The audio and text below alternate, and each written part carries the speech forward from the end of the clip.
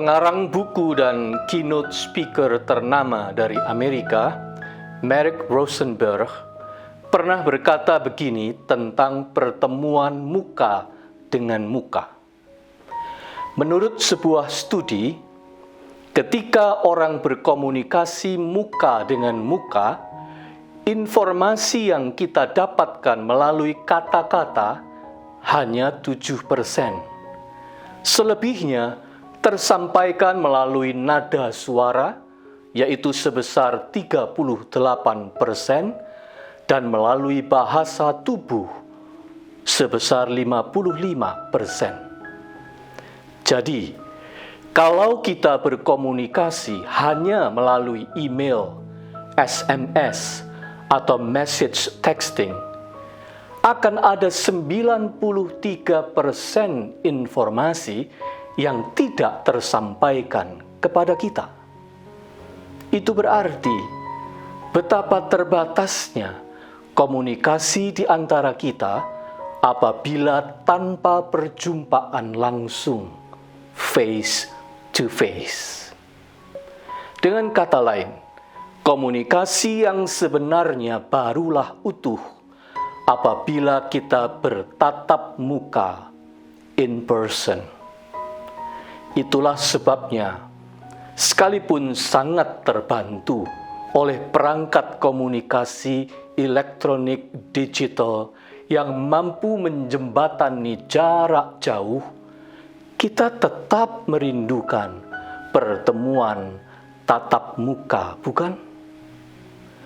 Di masa pandemi ini, kita sangat merasakan minimnya perjumpaan tatap muka, terutama dengan orang tua, anak, cucu, keluarga, sanak saudara, sahabat, dan rekan seiman, segereja, dan sepelayanan. Walaupun, syukurlah, perangkat teknologi sangat menolong kita. Namun tetap saja ada wilayah kebutuhan yang tidak terjamah oleh komunikasi jarak jauh itu. Bagaimanapun, kita tetap merindukan sebuah perjumpaan muka dengan muka. Sambil mengeluh kapan berakhirnya pandemi ini, meluncur di bibir kita ucapan I miss you atau I miss you all. Ya, kita betul-betul disergap oleh rasa rindu atau kangen. Sebagian besar ekspresi diri kita kala berkomunikasi adalah melalui bahasa tubuh, dan porsi terbesarnya adalah ekspresi wajah. Ekspresi wajah atau muka kita adalah bahasa yang paling banyak berbicara. Oleh karena itu, tanpa perjumpaan face to face, terasa ada banyak yang hilang atau miss dari komunikasi kita. Itu sebabnya kita bilang, I miss you. Sebagai orang Yahudi, Paulus sangat tahu bahwa ekspresi wajah bukan hanya sekedar ekspresi jiwa manusia, melainkan bisa menjadi jalan atau cara Allah memberkati kita. Ketika Yakub bertemu kembali dalam damai dengan Esau kakaknya setelah 20 tahun berpisah, ia berkata kepada saudara kembarnya itu, "Melihat mukamu adalah bagiku serasa melihat wajah Allah." Kejadian 33 ayat 10. Para imam pun mengucapkan berkat kepada umat dengan bahasa begini, "Tuhan menghadapkan wajahnya kepadamu dan memberi engkau shalom, damai sejahtera." Bilangan 6 ayat 26. Perjumpaan tatap muka yang membahagiakan adalah berkat Tuhan. Paulus sangat tahu bahwa pancaran wajah dapat menjadi saluran berkat Tuhan dalam perjumpaan tatap muka. Itu sebabnya ia benar-benar merindukan perjumpaan tatap muka dengan jemaat Tesalonika yang dikasihinya. Ia menulis, "Sungguh-sungguh dengan rindu yang besar telah berusaha untuk datang menjenguk kamu." 1 Tesalonika 2 ayat 17. Paulus kangen sekali bertemu dengan mereka. Di pasal 3, ia malah menulis 2 kali betapa ia tidak dapat tahan lagi. Ayat 1 dan ayat 5. Kangennya sudah mana tahan.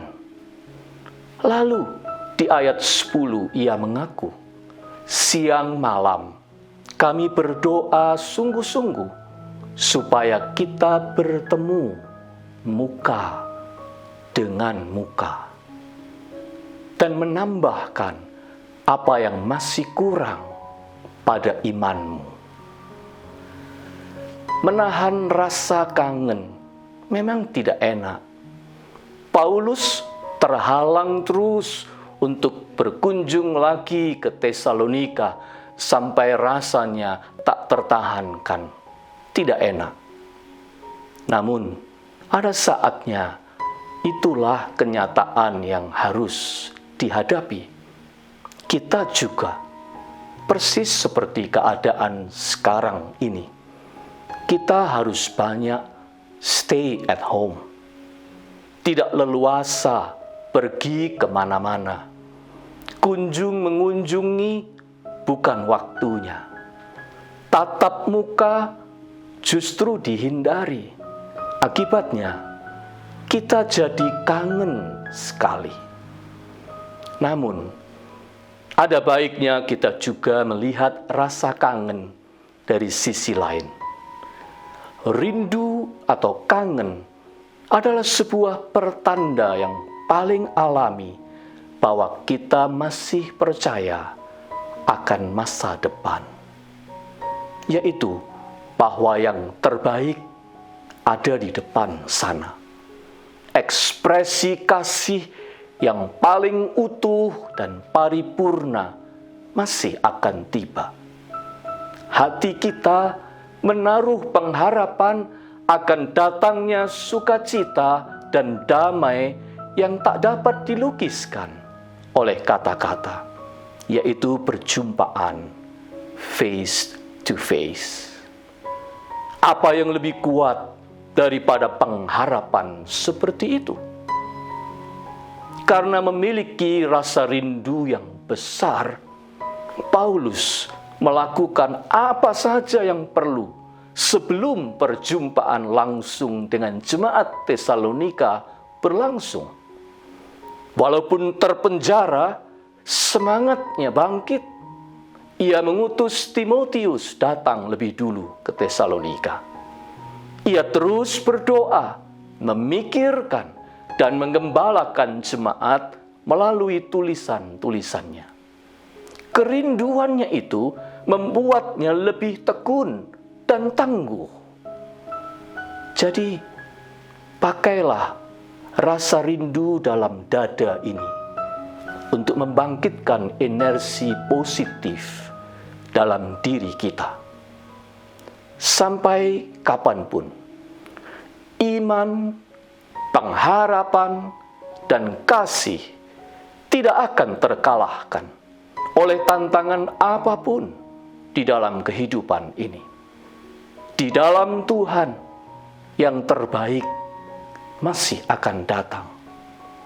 Iman Kristen mengajak kita untuk percaya bahwa ujung dari segalanya adalah perjumpaan face to face. Jika Dia berkenan, kita pasti akan dianugerahi kesempatan untuk berjumpa dengan para kekasih hati yang kita rindukan di dunia ini. Bagaimana dengan mereka yang telah mendahului kita meninggalkan dunia ini? Jawabannya sama. Oleh iman dan anugerah dalam Kristus, kita pun pasti akan berjumpa kembali dengan mereka di keabadian. Bahkan, puncak dari segala sukacita, kemenangan, damai, kelegaan, keindahan, dan kasih sempurna yang kita terima dari Tuhan, puncaknya, wujudnya, kelak adalah perjumpaan dengan Dia face to face. 1 Korintus 13 ayat 12. Mendiang penginjil Billy Graham pernah berkata begini, "I look forward to death with great anticipation to meeting God face to face."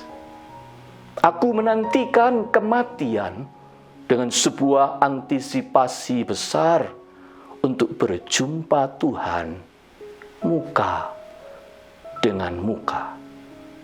Dan kita tahu antisipasinya itu sekarang telah menjadi realisasi.